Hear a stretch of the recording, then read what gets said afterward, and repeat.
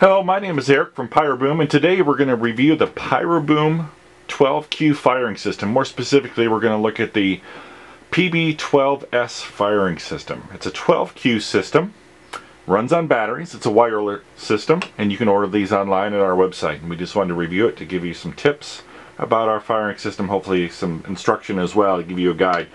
So when you order it and you get it in at your home, you're going to see you're going to come with a case, and we're going to open up the case right now and kind of see what's inside this unit. So a nice little case there, and we'll open it up there. And what it'll come with, now it won't come with the testing LED because I've already had that attached, but it will come with a remote, a 12Q remote.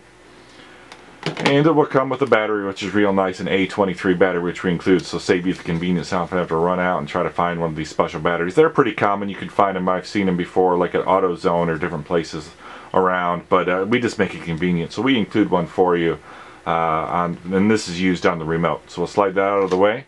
And then what's going to be required to run the system is you're going to need some other batteries. So not only do you need an A23, but you're going to need AA batteries, and you're going to need a total of 12. And for each one, we've already pre-installed, and we took the back off for you. We already installed some alkaline batteries from Kirkland, and we can see we have 4 AA batteries for each unit.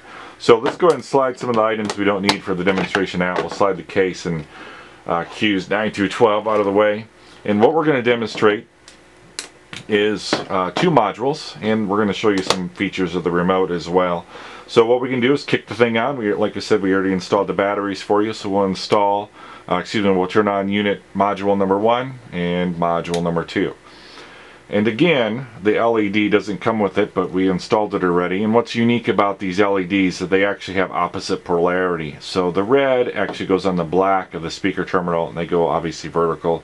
And then the red goes on the black just for testing. And what's nice about these testing LEDs, you don't have to worry about burning up your E-match or even messing up your Red Dragon igniter. And you can see it's already on.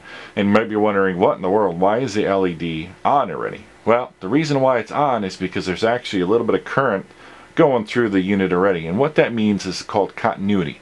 That means we have a good connection, and it will be the same if you have an E-match or you have your Red Dragon igniter on there as well. And what I mean by that is that it won't have an LED on the top of it, but what will happen is on the unit, and again, it might be a little difficult to see in the video, but if I can see it pretty clearly, I can see 1 through 4. My main power is on for the unit with this yellowish color LED right here, and then I have Qs 1 through 4, and they're actually, all 4 of them are lit up.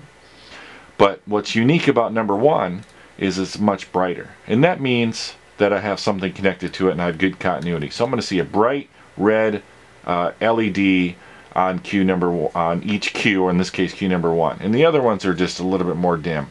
Alright, same thing on this unit here on 5 through 8. It's on, but there's nothing hooked to it, but each one is on just a little bit of a dim red there on the LED. Main power is on. Real simple to fire the unit. Since we're real close, we don't need to extend the antenna. Obviously, when you're out on the field, you're going to show you want to have the antenna out. So I want to fire number 1. What I like to do in the PB12s is I like to have the button to be pressed a little bit longer just to secure. I'll just pull it out a little bit, but I'm going to hit 1 and let's see if it, so 1. I like to hold it down, and if you notice briefly, that turned on. And that means it worked. It went through. It would have lit my fuse if I had a real fuse on there, or excuse me, a Red Dragon or E-match on there would have lit it. And what would happen is number 1 on here would go a little bit more dim. And if I want to go obviously to number 2, you can see it blink. Okay, some people might ask some questions about the unit as far as like a sequence fire. A sequence fire is where you have all the Qs go off, not at once, but in sequence, about a ½ second apart.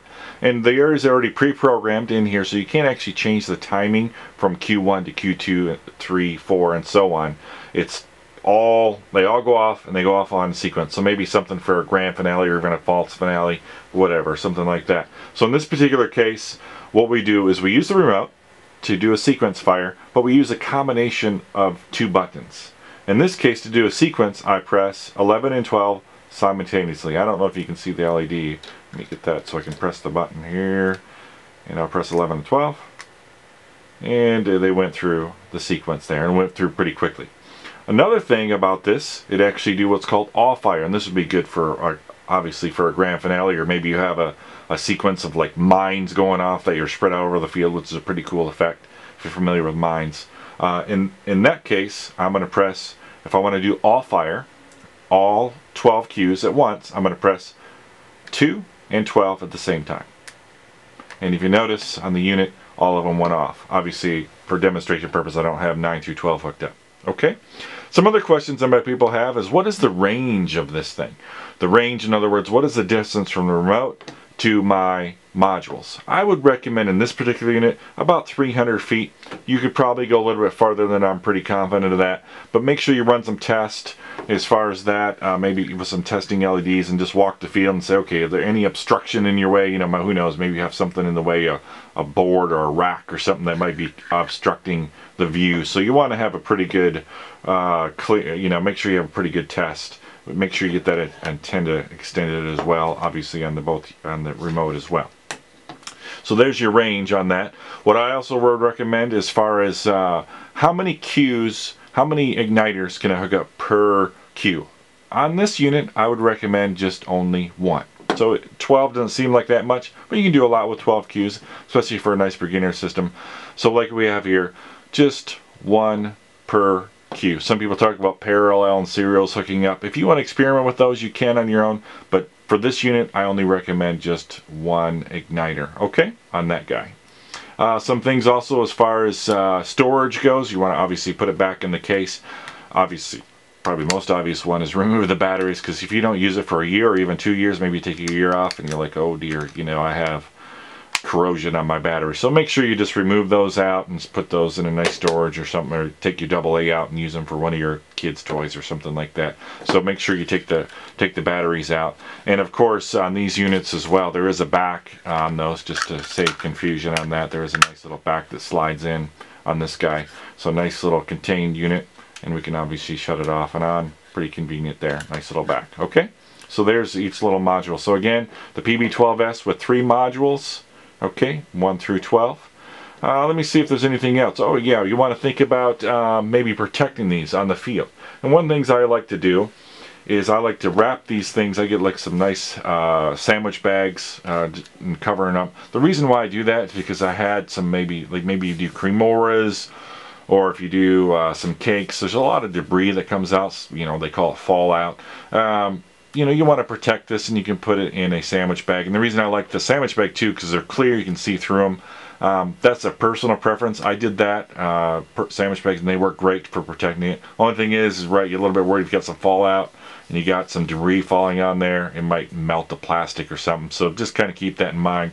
Also, another thing to keep in mind with these units is, let's say I have a cake or something, like a 200-gram, you know, little firework cake. What I like to do is kind of keep this unit pretty close. Obviously maybe not right beside it, but you know, give it a little bit of distance between it, you know, maybe 5 or 10 feet. And so in other words, if you're going to run a long wire from these units, I don't recommend you going too far. I mean, some people say, oh, can I go 100 feet or 50 feet? I personally recommend maybe about 10 or 15 feet at the most range. Again, you can experiment with that and see what your range is, but I like to keep mine close just to ensure that I have good firing. And you know, if you're an engineer, electrical engineer, all into distance and voltage and all that stuff, maybe that's your cup of tea. But I like to keep things, you know, nice and close, and so try to keep your modules within range as far as that goes on your. Sometimes they, you know, people call it scab wire, so kind of keep that in mind. Okay. All right. Thanks a lot for watching, and have a great day.